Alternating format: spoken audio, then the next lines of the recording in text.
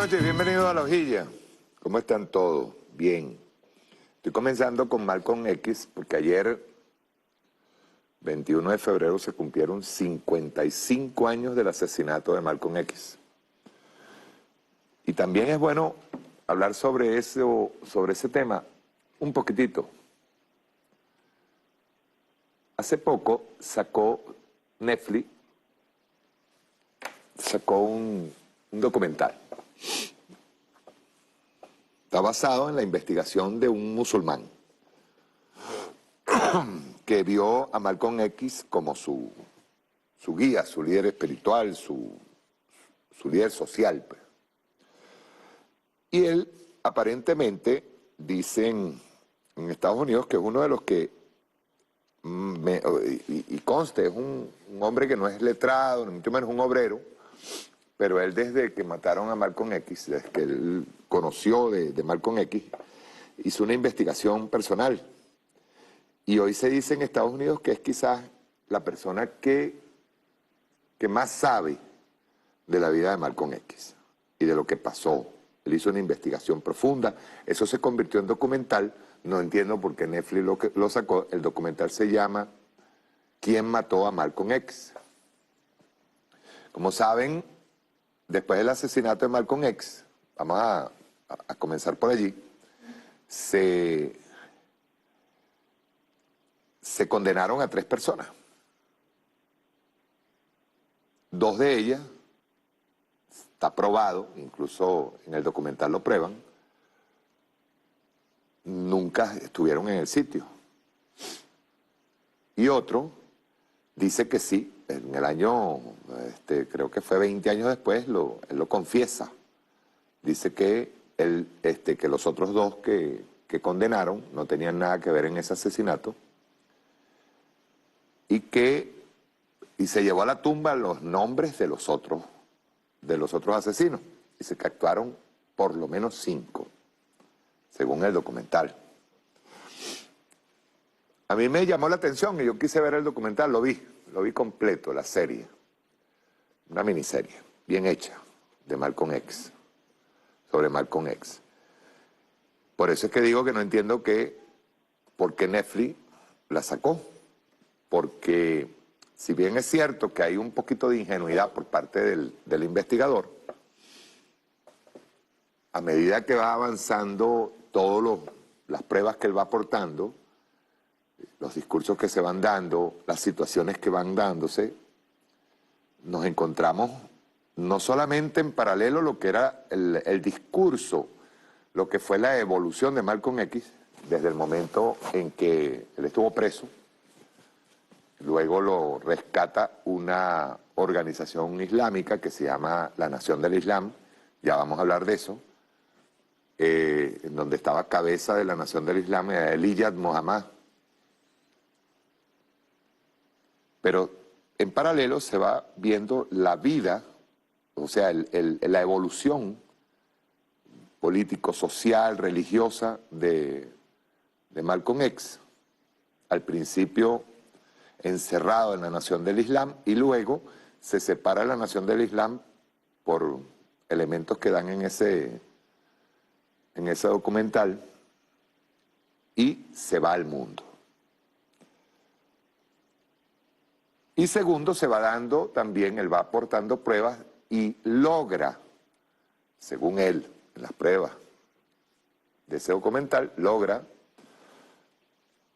establecer quién es el que mata a Malcolm X, quién le disparó. Musulmán también. Es decir, los que participaron en la muerte de Malcolm X eran musulmanes. Pero no es la cosa tan simple. O sea, eso es lo que vamos a ir al fondo del asunto. ¿Qué pasaba? Ese documental acaba de originar que se revisara la causa que nunca estuvo cerrada, porque no se llegó concretamente a los autores del hecho, porque hubo mucha manipulación en el juicio. La policía, el día en que Malcolm X va a a ese sitio donde lo matan, a un teatro, el día que lo matan, ni siquiera la policía estuvo vigilándolo. Es más, de hecho, en el documental, el policía que le tocaba hablar con Malcolm X para ofrecerle seguridad, él mismo cuenta con todo desparpajo que él sabía que Malcolm X iba a rechazar la seguridad, porque eran policías blancos. Y él dice, yo fui a decirle, a ofrecerle seguridad, pero sabía que él iba a rechazarla. Y efectivamente, en el momento, en ese día domingo, 21 de febrero del 65, en el momento en que ya Malcolm X tenía la idea de que posiblemente lo iban a matar, es más, de hecho, él lo dice, la policía no portaba por allí, no hubo vigilancia ninguna para evitar la posibilidad de su muerte. Más, de hecho, ya había tenido un atentado, se le había tirado unas bombas incendiarias en su casa, días antes. Dice aquí, revisan la causa de Malcolm X por una serie de Netflix. Vean ustedes la importancia de esa serie, por eso es que se las recomiendo. Dice, el asesinato de Malcolm X, uno de los crímenes políticos más célebres de Estados Unidos, vuelve a estar en el punto de mira de la justicia 55 años de su aniversario, a partir de los testimonios recogidos en un documental. El asesinato del líder afroamericano y musulmán, una alternativa radical al reverendo pacifista Martin Luther King. Aquí también hay un error. Ojo, esto de la prensa supo mantener a Malcolm X como el radical y a Martin Luther King como el pacifista. Y luego viene ¿cómo les digo? Luego viene una evolución por parte de Malcolm X cuando sale al exterior, se da cuenta que ser tan radicales y no unir en esa lucha, llamar la atención sobre la lucha de la violación de derechos humanos, violación de los derechos civiles de la población afroamericana en Estados Unidos, iba más allá de ser una lucha solamente del pueblo afroamericano o de los afroamericanos en el mundo. No, era una lucha mucho más extensa, mucho más grande. Era contra el sistema norteamericano. No era enmarcada única y exclusivamente en la población afroamericana, no. Era enmarcada en las minorías y la participación incluso de blancos en esa lucha. Te dice, el asesinato de Malcolm X, uno de los crímenes políticos más célebres de Estados Unidos, vuelve a estar en el punto de mira de la justicia 55 años de su aniversario, a partir de los testimonios recogidos en un documental. El asesinato del líder afroamericano y musulmán, una alternativa radical al reverendo pacifista Martin Luther King, ocurrió en el norte de Manhattan el 21 de febrero de 1965. Pasados 55 años de aquella tarde sangrienta, el documental ¿Quién mató a Malcolm X?, de Netflix, estrenado el 7 de febrero pasado, sembró las suficientes dudas sobre si se cometió un error judicial en la condena de dos de los implicados. No solamente fue un error judicial, fue un error incluso hasta en las investigaciones, todo. O sea, es más, de hecho, se encontraba dentro del, todavía unos días después que van y visitan el sitio donde mataron a Malcolm X, todavía habían elementos allí que tenían que haber sido protegidos como prueba. Dice, a tal punto que el fiscal de distrito de Manhattan, Cyrus Vance Jr., comunicó esta semana que está revisando el caso tras el estreno del documental de 6 capítulos. Vance se reunió con representantes de Innocence Project, organización sin ánimo de lucro comprometida con la exoneración de los falsos culpables. El asesinato se produjo en el 3940 de la avenida Broadway, en el Audubon Ballroom, un teatro y sala de baile. Todavía se preserva buena parte de él, donde se había convocado un acto aquel domingo 21 de febrero de 1965. Malcolm X, cuyo nombre de nacimiento era Malcolm Little, fue alcanzado por una ráfaga de balas, no bien subió al escenario. Fueron detenidos 3 hombres, Thomas Hagan, también llamado Talmadge Hayer, y Mujahid Abdul Halim, Thomas Johnson, también llamado Khalil Islam, y entonces Thomas Johnson y Norman Butler, hoy Muhammad Abdul Aziz. Por aquella fecha, todos ellos son musulmanes. En 1966 los condenaron a cadena perpetua. Hagan confesó el asesinato durante el juicio y aseguró que ni Aziz ni Islam habían participado, pero se negó a dar los nombres de sus cómplices. Los otros 2 acusados siempre defendieron su inocencia. Es más, de hecho, en este documental ellos demuestran que no participan, y siempre se demostró por incluso documentos de la investigación que los mal utilizaron, se demostró que ellos no estaban en el sitio en el momento. Hagan dio en 1978 la identidad de los 4 que le acompañaron, pero su confesión no logró persuadir a los investigadores. El autor confeso lo liberaron en abril de 2010, tras 44 años encerrado. Los otros 2 fueron liberados antes, Islam en 1987, que murió en 2009, mientras que Aziz salió con la condicional en 1985 y continúa su lucha para limpiar el rastro de esa acusación. En los primeros minutos del documental, una serie de personas enumeran diversas teorías, desde las que incluyen al FBI su posible implicación detrás del ataque, hasta las que aseguran que en realidad fue un trabajo desde dentro de la propia nación del Islam, sus hermanos. Vean ustedes. Primero que nada hay que hablar de la nación del Islam. La nación del Islam nace con Elijah Muhammad, que no es, creo que es de Nueva Zelanda, nació en Nueva Zelanda. Llega a Estados Unidos, tuvo una juventud violenta y luego se convierte al Islam y funda la nación del Islam. Aparentemente, y por lo que yo estuve leyendo, no, aparte de lo del documental estuve metido leyendo, Elijah Muhammad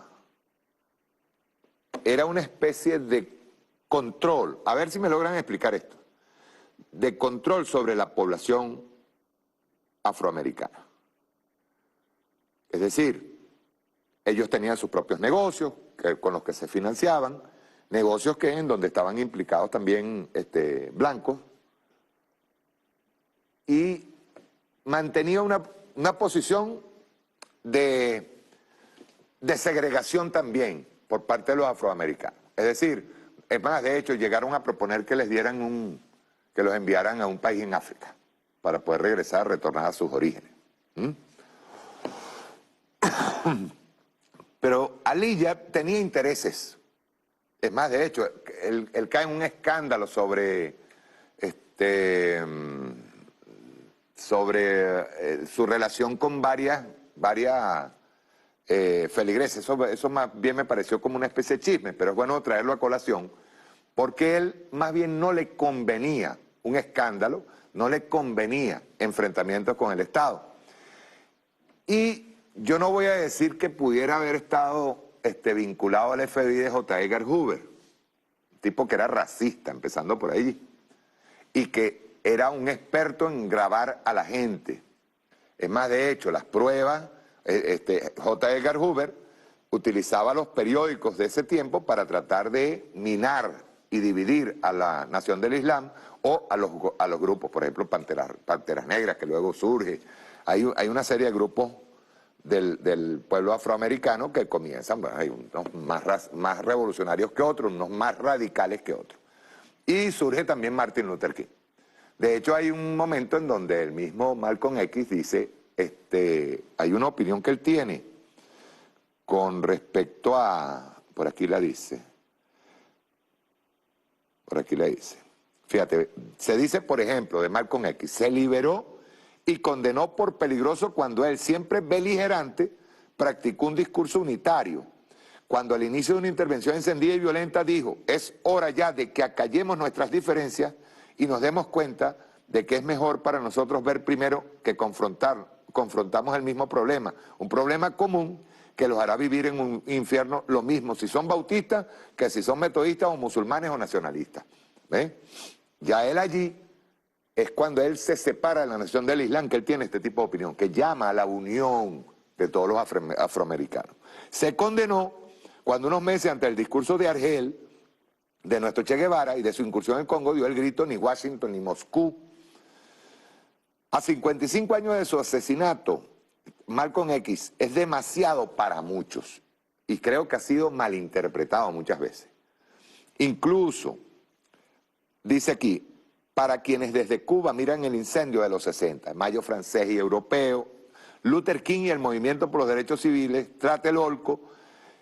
Hace más de 20 años alguien puso en mis manos la autobiografía de Malcolm X, me volví loco, llegué al rojo con todo su simbolismo, cromopolítico, no por el fantasma cabalgante de Marx, sino por el rojo de Detroit. Y con él aprendí que no hay pureza en los colores. Él llegó a decir, delante de Martin Luther King, pues ellos se llegaron a encontrar, aparte que eran contrarios, uno era pacifista, el otro era muy radical.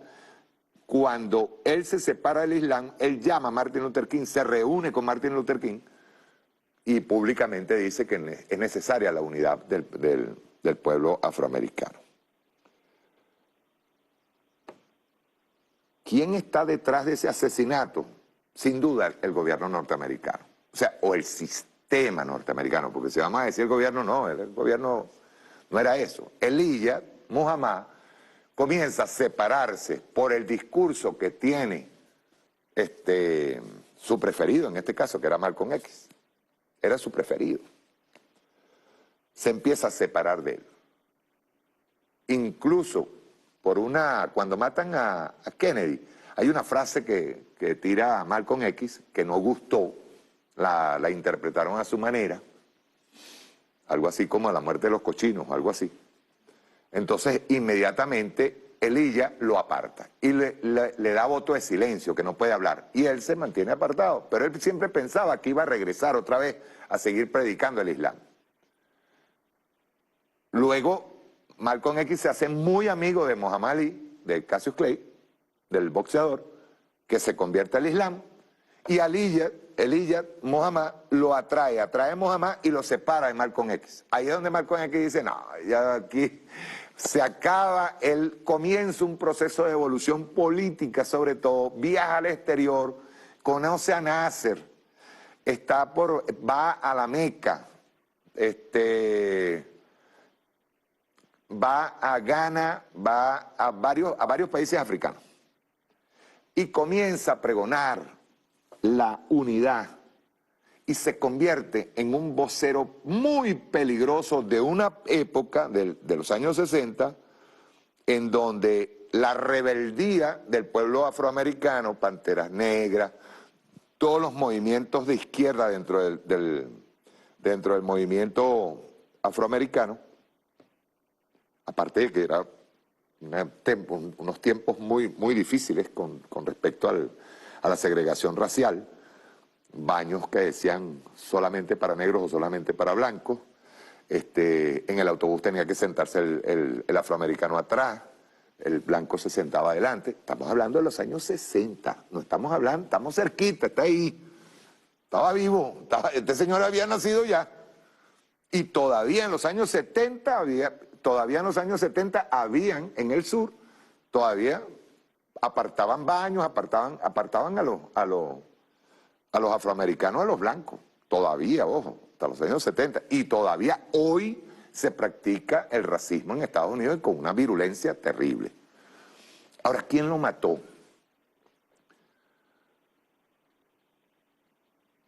Malcolm X se iba a convertir más temprano que tarde en una figura internacional. Y eso no le convenía al sistema norteamericano. ¿Qué hacen ellos? ¿Qué hizo el FBI?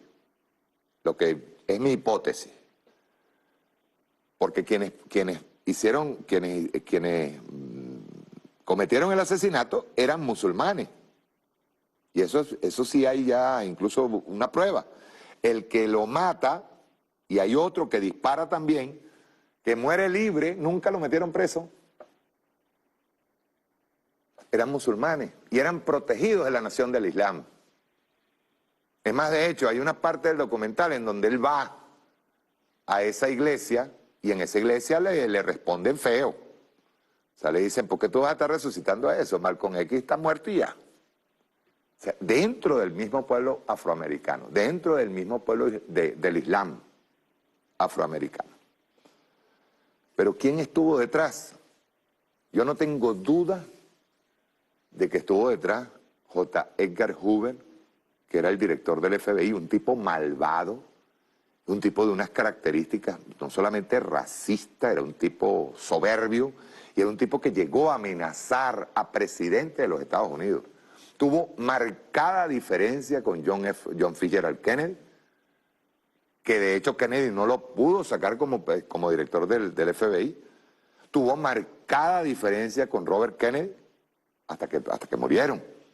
Y lo más probable, que eso tampoco se ha demostrado, es que hayan tenido participación el FBI, que era mucho más poderoso que la CIA en ese momento.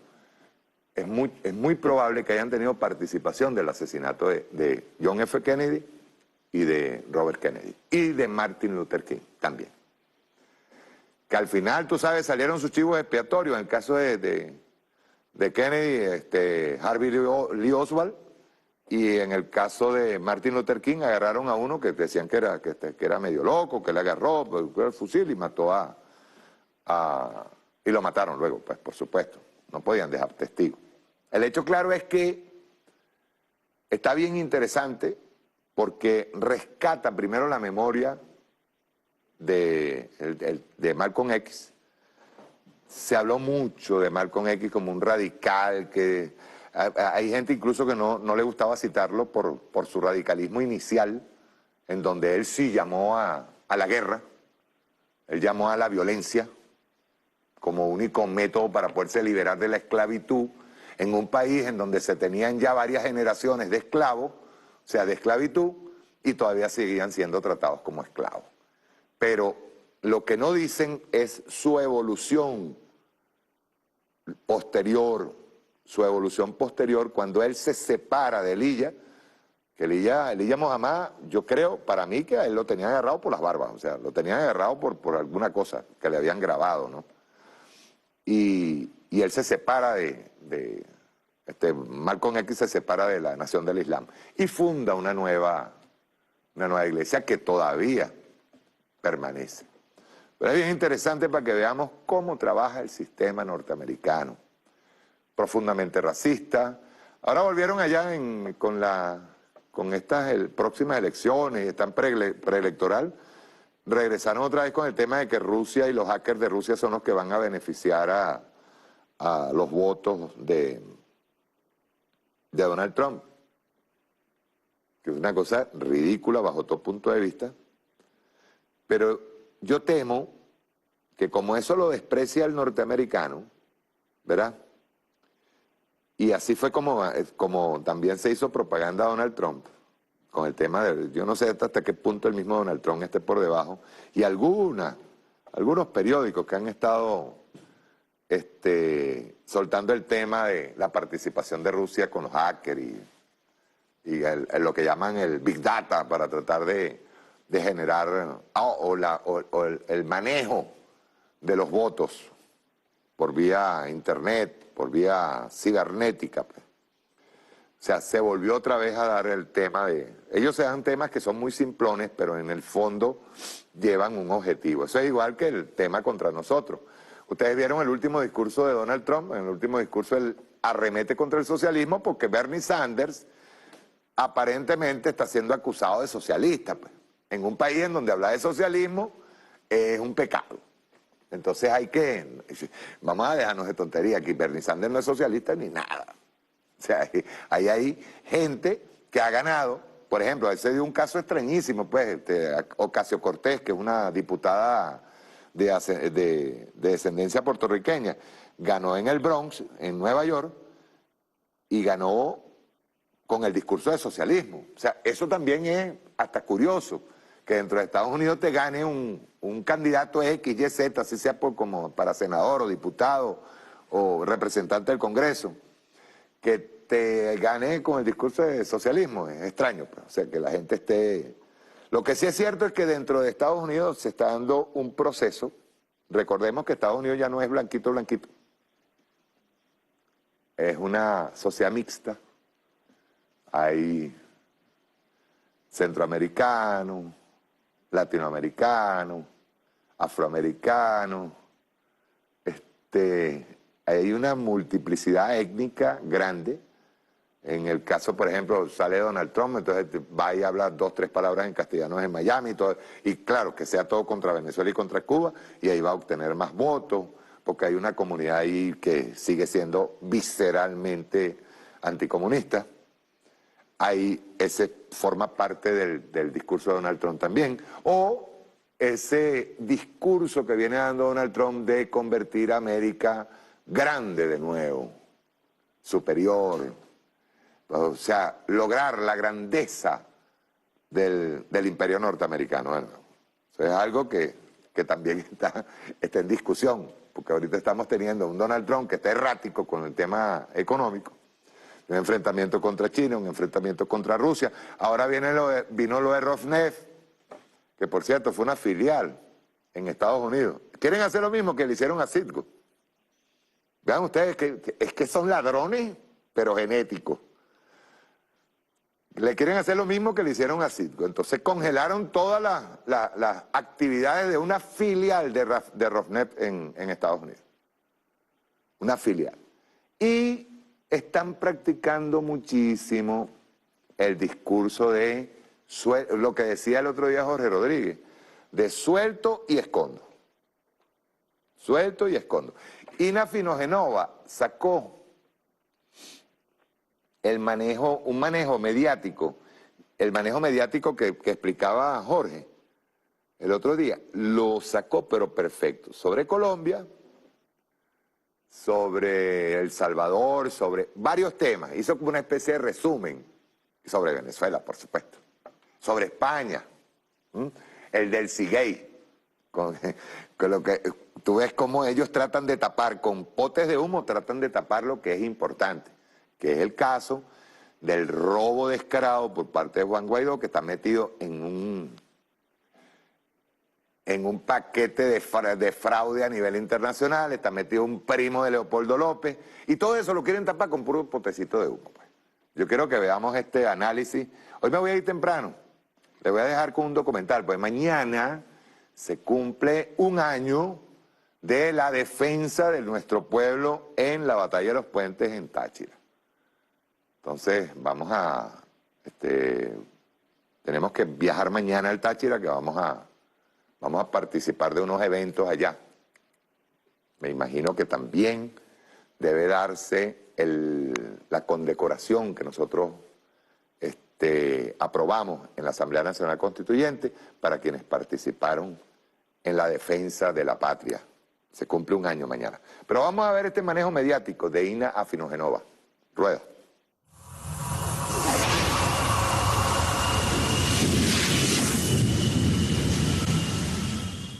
No estoy diciendo que quienes protestan en América Latina no tengan motivos para hacerlo, pero en lugar de hablar de esos motivos, yo les voy a hablar de los bots rusos y su influencia en las protestas.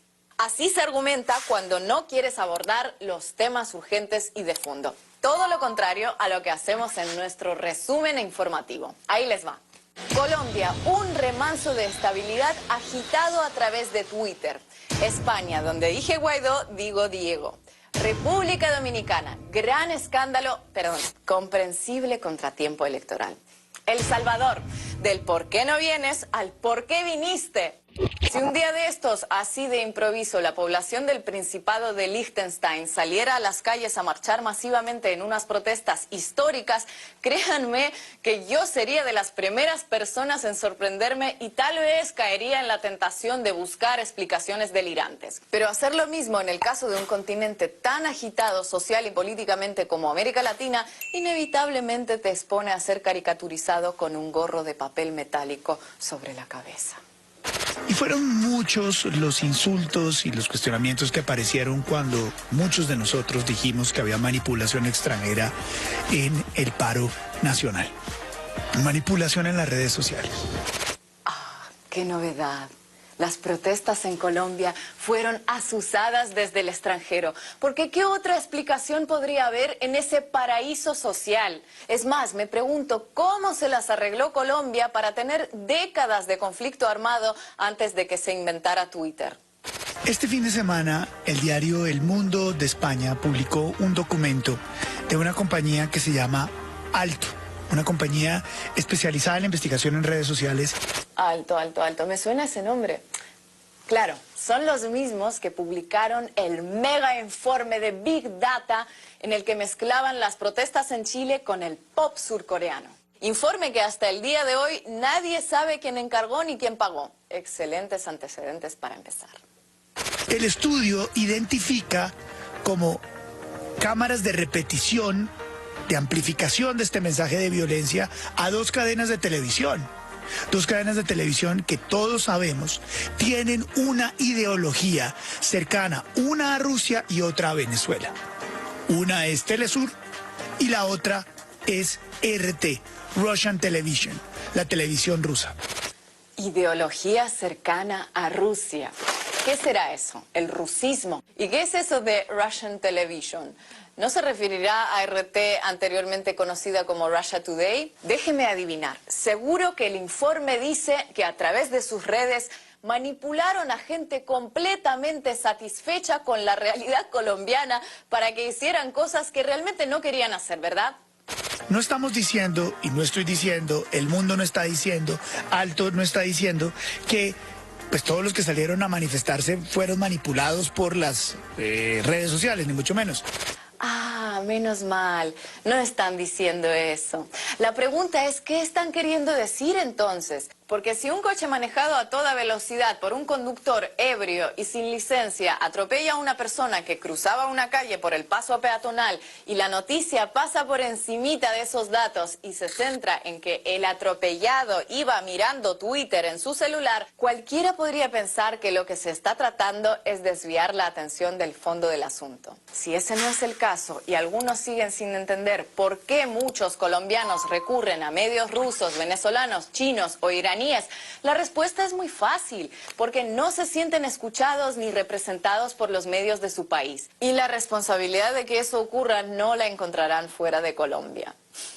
En España, la fórmula mediática Venezuela es como una naranja que no se acaba de exprimir nunca. El fugaz paso de la vicepresidenta Delcy Rodríguez por el aeropuerto de Barajas durante una escala técnica hace más de un mes se ha convertido en una auténtica telenovela en la que los medios especulan si violó o no la prohibición de la Unión Europea de entrar en su territorio, como si se tratara de algo trascendental para la ciudadanía.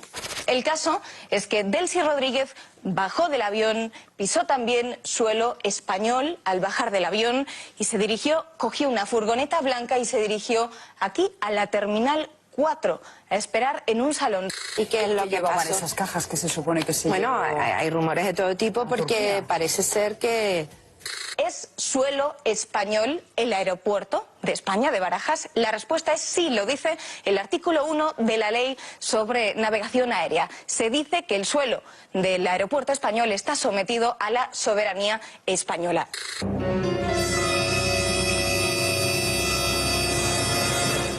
Yo escapan. la única explicación que tengo a lo de la vicepresidenta de Venezuela es que ella pensara o que alguien le dijera que se podía bajar. Esta señora, para que lo tengan ustedes muy claro, ha venido a España, ha venido directamente a Madrid, invitada por Iglesias. Y ya por último, la pregunta que todo el mundo se hace es ¿qué quiere esconder el gobierno? Bueno, pues para esta no tenemos respuesta, no lo sabemos. Vaya hombre, nos has dejado con la miel en los labios. ¿Pisó suelo español o no? ¿Lo hizo calzada o descalza? ¿Con quién se reunió y qué hablaron? ¿Estuvo en la zona de tránsito solamente? ¿Entró al duty free? ¿Usó un baño o cafetín que estaba dentro de las fronteras comunitarias? Lo que supondría una flagrante invasión venezolana del tipo aire-tierra al territorio europeo. Una hasta podría pensar que se trata de un caso de celoso resguardo de la normativa europea de tránsito, pero basta comparar el escándalo político-mediático que levantó este caso con la condescendencia con la que se abordaron los vuelos secretos de la CIA que aterrizaron en España más de 100 veces llevando presos a Guantánamo de manera encubierta. Esta renovada venezolanitis está relacionada con el cambio al que se ha visto forzado el gobierno de Pedro Sánchez respecto a Juan Guaidó. Y no se vio forzado por la entrada de Unidas Podemos en el Ejecutivo, sino por la entrada del gobierno de Pedro Sánchez al mundo real de la geopolítica internacional. Bienvenido. Un año después de reconocer a Guaidó como presidente encargado y de convencer a sus pares europeos de que hacer lo mismo era una grandísima idea, Pedro Sánchez se ha dado cuenta del error que cometió. Error que se habría ahorrado de haber mirado nuestro primer video dedicado a Guaidó, valga la autopromoción. Pero como dice el dicho, se vuelve de todas partes menos del ridículo. Y ahora no puede desvincularse de aquella decisión como si nada. Por eso su gobierno se debate entre no reconocer una pantomima y al mismo tiempo no admitir ante el resto de la Unión Europea que fue uno de los principales defensores de dicha pantomima.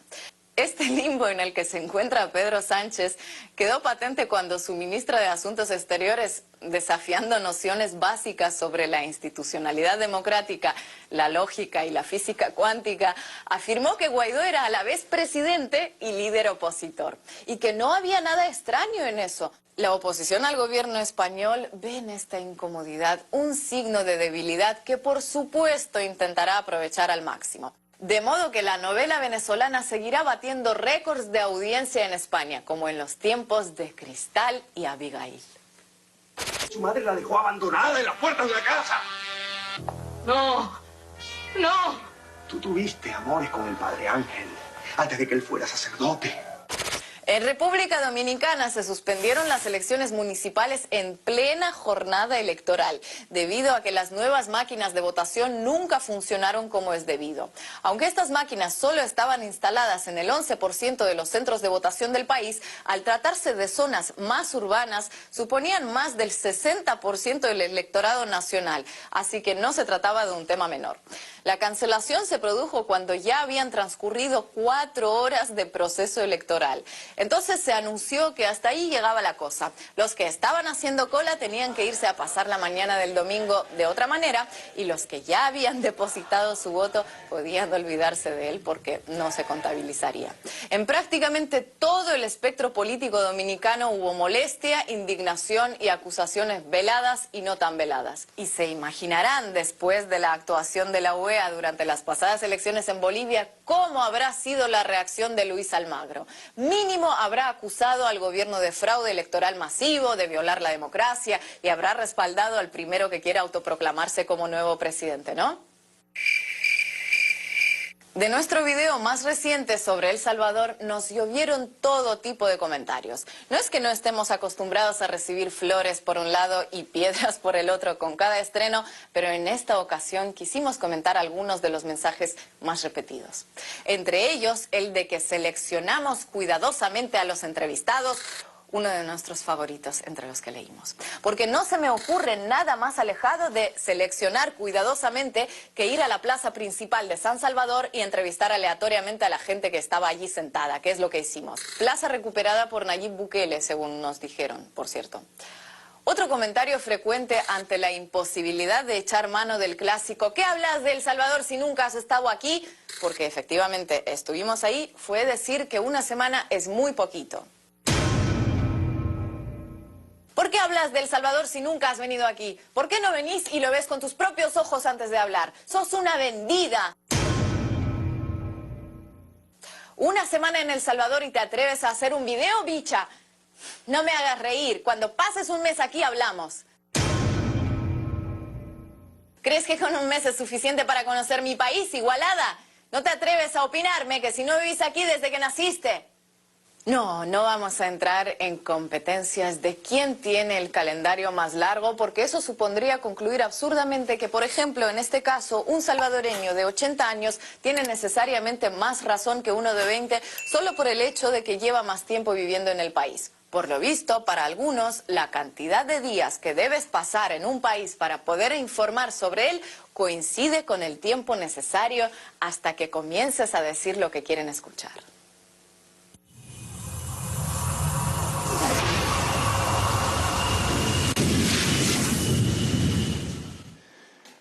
¿Cuál es el síntoma que se da cuando ya los medios de comunicación no son creíbles?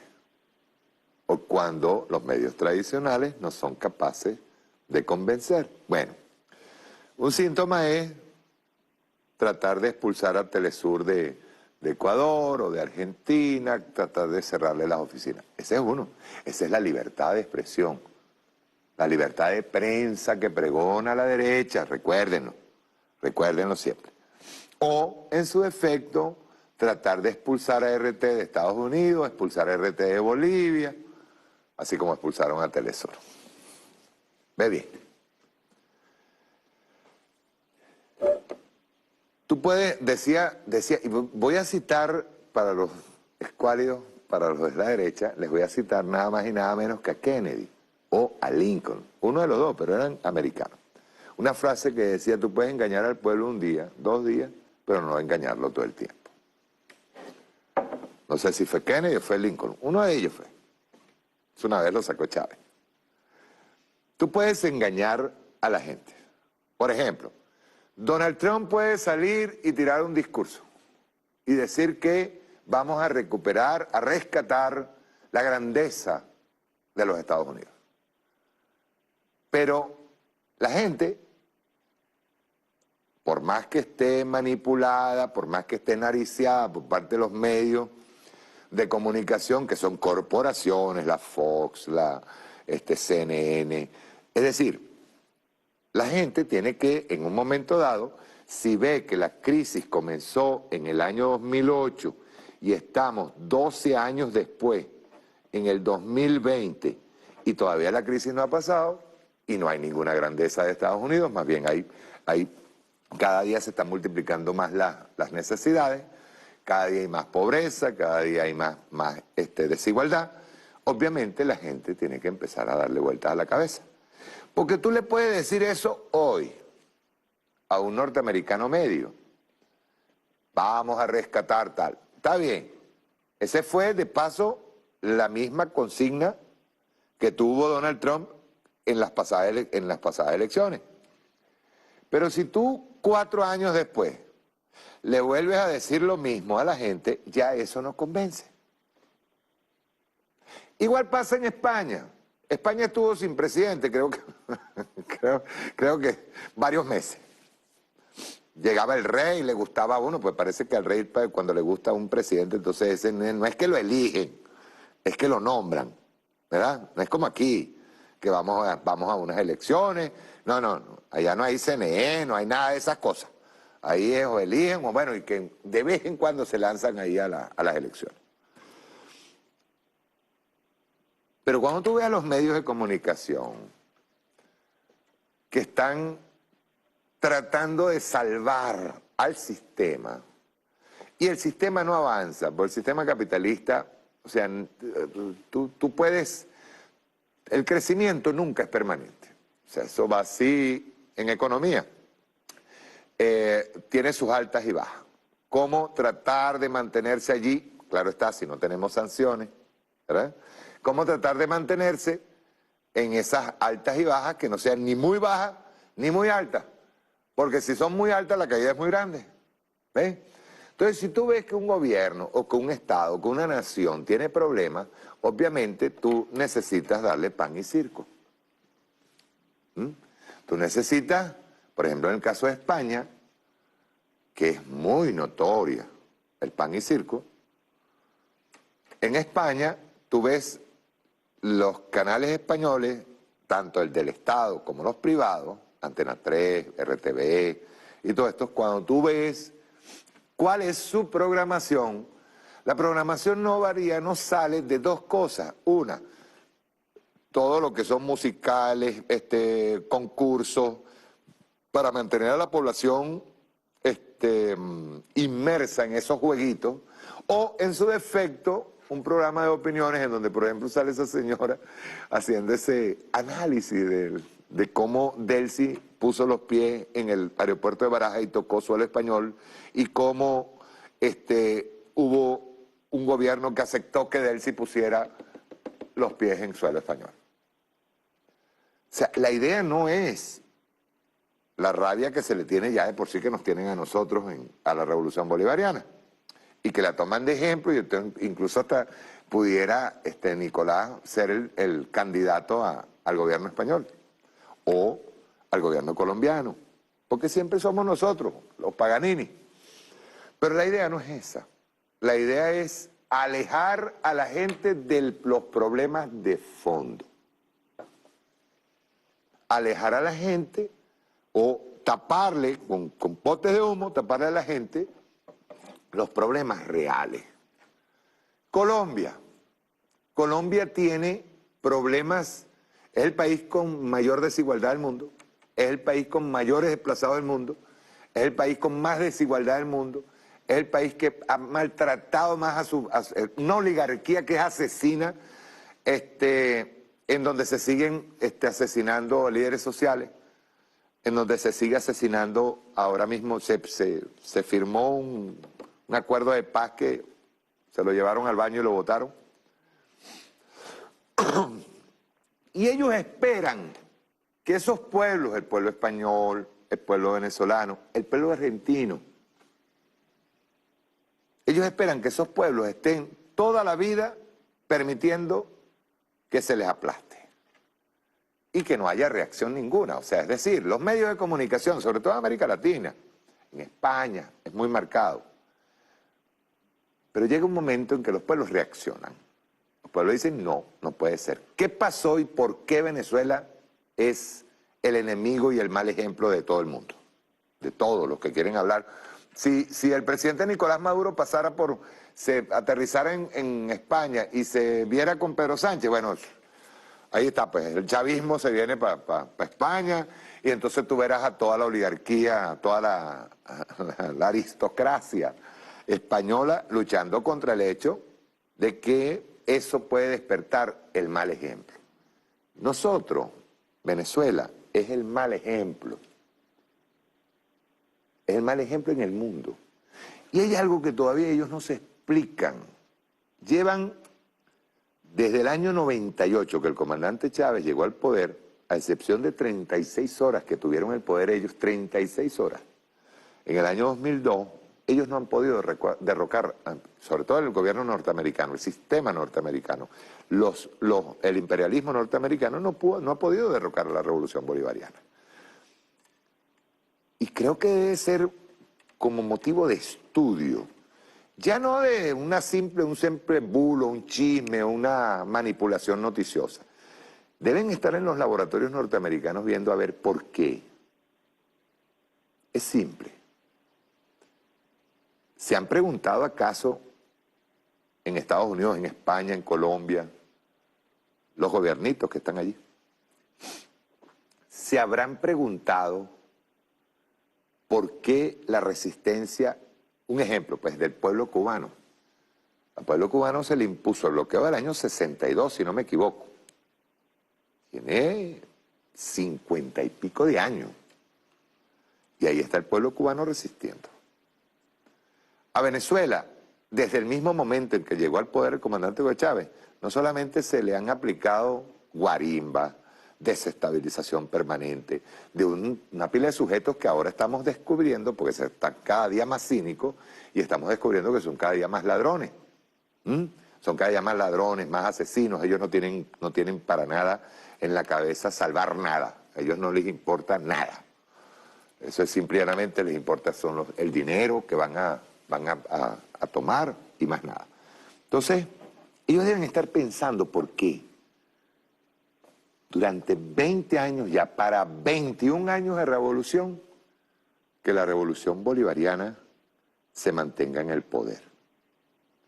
Tiene bloqueo económico, medidas coercitivas terribles, ataque a la moneda, nos provocan la hiperinflación cada vez que quieren, cada vez que nosotros hacemos un proceso para cambio en la política económica, ellos nos atacan con la moneda. Cada vez que se acercan unas elecciones, nos atacan con la moneda. Cada vez que hay un evento en donde la revolución bolivariana trata de protegerse, ellos inmediatamente aplican las medidas coercitivas. Aparte, amén, de lo que están haciendo ahora, que dicho sea de paso, yo digo es no pensar. El tener estos grupitos que están haciendo ataques selectivos, lo que hace es darle más rabia y más fuerza a nuestro pueblo para defenderse. Si ellos creen que va a ocurrir lo que ocurrió en Nicaragua con los contras, que hubo tal presión, no solamente en lo económico, sino en lo militar, desde la frontera de países vecinos en contra del pueblo nicaragüense, están equivocados aquí. Y hay. Por eso yo digo, yo quiero retornar a aquel tema que toqué recientemente, que es el tema de la comunicación. Cuando tú ves que los grandes medios de comunicación en el mundo ya están utilizando medidas para ver cómo hacen y frenan a Hispan TV, cómo hacen y frenan a Russian Today, cómo hacen y frenan a Telesur, cómo hacen y frenan a una prensa que está tratando de informar realmente lo que está pasando, en donde aparecen analistas que están dando en el clavo, les está descubriendo su plan imperial, su plan mundial. Obviamente que ellos van a seguir, son los dueños de la plataforma, a excepción de Rusia y China. Son los dueños de la plataforma de Internet y obviamente ellos tienen la posibilidad no solamente de manejarse Big Data.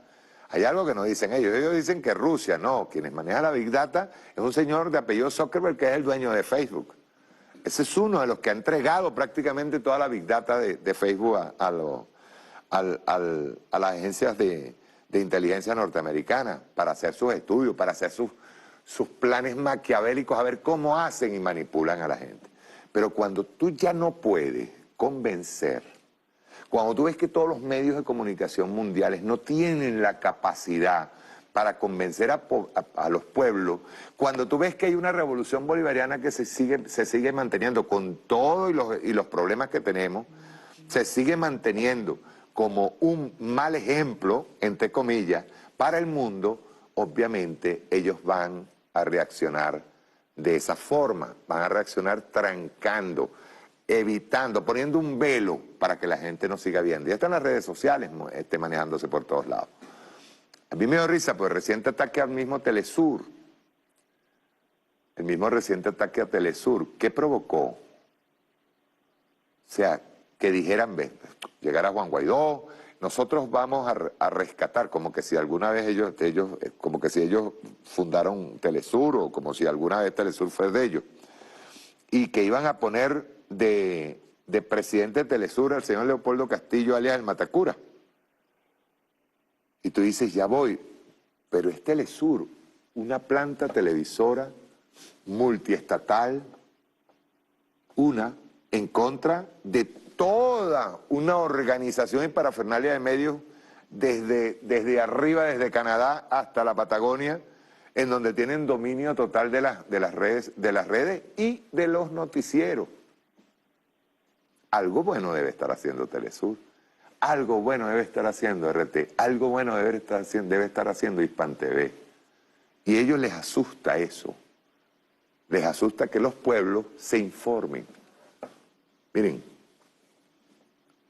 una de las cosas contra las que peleó Malcolm X fue precisamente contra la falta de salud, la falta de asistencia social a los grupos afroamericanos y sobre todo por la falta de educación. A los grupos afroamericanos en Estados Unidos, a los grupos, a las minorías étnicas, como le llaman ellos, los han encerrado en guetos, en donde la salud y sobre todo la educación es muy deficiente. Hay gente a los que le hablarán de Venezuela y no saben ni dónde queda Venezuela, porque están más ocupados de su supervivencia económica, de llevar comida a su casa, de ver el día a día. Ahí en Estados Unidos. Igual pasa en España. Habrá gente que que saben, aquí es al contrario, en España, que sabrán más de Venezuela que de los propios problemas que ellos tienen. En Europa, en Latinoamérica. En Chile no se han podido sacar el chichón de encima y ojo, no es un chichón que se diga que es ideológico. Los sectores de derecha y de ultraderecha están tratando de decir que es el comunismo internacional que está llegando allí. Me imagino, hay algunos que ya no dicen Rusia, dicen la Unión Soviética otra vez, cuando la Unión Soviética ya no existe. O sea, resucitando o despertando la Guerra Fría. Pero al final tú te das cuenta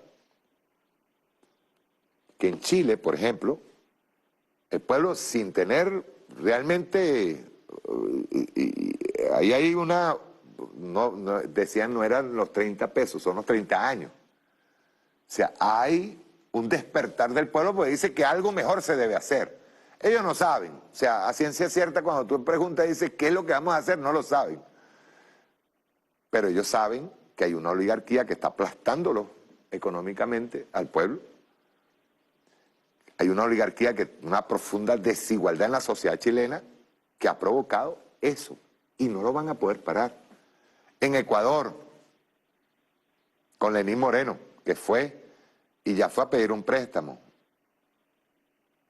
visitó Estados Unidos, entregó a Sanjay para poder llegar a un acuerdo con el Fondo Monetario o, en su defecto, que no le tendrán a él agarrado cuando fue diplomático. El mismo Lenín Moreno. Y ahí va a despertarse el pueblo dentro de poco. En Bolivia, nosotros hemos mantenido el tema de Bolivia debajo de la alfombra y todavía se está reprimiendo al pueblo en Cochabamba, al pueblo en Bolivia, en el Alto. Se les está cayendo a plomo. Vienen y inhabilitan candidaturas, inhabilitaron a Evo Morales, inhabilitaron también a uno que era diplomático, que fue embajador en la OEA. ¿Por qué? O sea, porque si por ejemplo en el caso de Yanine Áñez, si ella piensa que rescataron a Bolivia de esos adoradores de ídolos y ellos con el poder de Dios le dieron la posibilidad de rescatar a Bolivia de esos demonios, ellos deberían estar seguros de que iban a ganar esas elecciones. Pero están haciendo todo lo posible a través del tribunal del Consejo Electoral para inhabilitar candidaturas. Y siguen reprimiendo. En algún momento ese pueblo va a salir a la calle. Probablemente se estén dando una tregua, para que sepan, hasta que, como yo lo estoy previendo, ya lo estoy viendo, hasta que agarren al MAS y no le permitan ganar las elecciones. Y ustedes verán, o van a prohibir que los indígenas, que el 90% de la población indígena vote porque son animalitos, pues. Alguna cosa se van a inventar. El caso de Brasil. Brasil está gobernado por un loco. Y las oligarquías saben que el tipo es loco. Y lo más probable es que esas oligarquías ya estén deseando salir de ese loco. Entonces, a Estados Unidos el imperialismo norteamericano no la tiene fácil. Colombia, los últimos resultados de las últimas elecciones. Fue un aviso.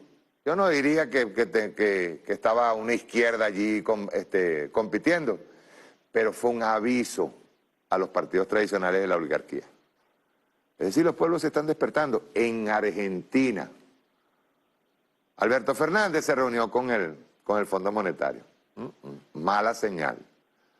Ahora, ustedes dirán, ¿de qué van a acusar al peronismo? ¿Van a acusar al peronismo de ser los causantes de un matrimonio de Alberto Fernández con el Fondo Monetario? El pueblo sabe. El pueblo votó por Alberto Fernández, pero votó por Alberto Fernández porque iba Cristina al lado. Iba Cristina al lado. Y votó por Alberto Fernández. Sí, Alberto Fernández, y ahora que se equivocaría muchísimo Alberto Fernández si piensa que haciendo el trato con el Fondo Monetario va a afectar al peronismo. No, ahí hay un peronismo que se está movilizando. Y eso está pasando en Europa, en Alemania, en donde no hay una familia o una persona debe tener hasta 3 trabajos para poder tener medianamente una vida cómoda. Medianamente. En España, la ola de parados no termina. La miseria sigue creciendo. Mientras los señoritingos de la aristocracia española y del rey, duquesas, condes siguen teniendo la propiedad de los campos. Y siguen alquilando, igualito que en los tiempos de Franco, siguen alquilando sus propiedades para que vengan los productores y le dejan una ganancia a ellos, mientras ellos se van a Ibiza o se van allá y hacen sus fiestas, luego va la revista Hola. De eso se cansa el mundo. El mundo está teniendo, cada día se multiplican más los problemas y las masas están despertando, se están dando cuenta de que hay una partida de chupasangres, de parásitos que son los que tienen todo. Una minoría, una muy minoría que tiene todo, mientras la mayoría no tiene nada. Y conste, si ustedes hacen un escrutinio de todas las estadísticas de cada uno de estos países, sobre todo los que agarran y te muestran crecimiento económico, sí, pero el crecimiento económico te muestra a ti una, o por lo menos una distribución de las riquezas como debe ser, o hay una altísima desigualdad. Al haber una altísima desigualdad quiere decir que son los ricos los únicos beneficiarios de ese crecimiento económico mientras los pendejos están trabajando. Bien, me tengo que ir. Voy a dejarles un documental de Aspurua, se llama La Batalla de los Puentes. Pues mañana estamos viajando temprano para el Táchira. Vamos a celebrar ese año de victoria del pueblo resistiendo, que eso es lo que los imperialistas no entienden. Miren, ahí mañana se cumple un año de haber estado, fíjate, Marco Rubio, Elliot Abrams, Guaidó, Piñera de Chile, que estaba borracho de paso, Piñera de Chile, Duque, ¿quién más? Y estaba el de Paraguay, si no me existe, también estaba el de Paraguay. Todos fueron a tomarse la foto ahí. Del concierto aquel que hizo el tal Richard Branson, que es un sinvergüenza, un vagabundo, de aquel famoso concierto, no sé, eso se olvidó. Eso sí, los reales sí los agarró Guaidó. Los agarró una parte que le dieron ahí, lo que medio se generó ese recital. Y todo estaba enmarcado en un plan de ataque e invasión por parte desde Colombia hacia acá y desde Brasil hacia acá. Se les cayó la olla. Y el pueblo salió, el pueblo, llanito, aparte de nuestra Fuerza Armada Nacional Bolivariana, nuestra Guardia Nacional Bolivariana, nuestra Policía Nacional Bolivariana y nuestro pueblo, nuestra milicia, allí. Y enfrentamos a los reaccionarios. ¿Dónde estarán los militares, unos militares que salieron corriendo? Entonces atropellaron a la gente para salir corriendo. Tenían todo preparado, 4 o 5 pendejos. ¿Dónde estarán esos? Hay uno que creo que está preso en Estados Unidos, ¿saben? Lo tienen preso uno de los militares. Y hay otros pelando por ahí. A todos aquellos, a los sargentos. ¿Dónde están esos sargentos, por favor? Los que se fueron para Cúcuta y pensaban, o de allá a la frontera y pensaban que bueno, que iban a entrar aquí como héroes, ¿dónde están? La pila de malandros que se llevaron, la pila de malandros que soltaron allá. Y el pueblo nuestro, estoico, valiente, digno, defendiendo la frontera. Tanto aquí, en Tres Puentes, como en Brasil. La batalla de los puentes se cumple mañana. Y ahí, repito, una distinción que se le da mañana, debe entregársele mañana, supongo, a los héroes de la batalla de los puentes. Vamos a dejarlo con la batalla de los puentes y nos vemos el próximo martes. Chao.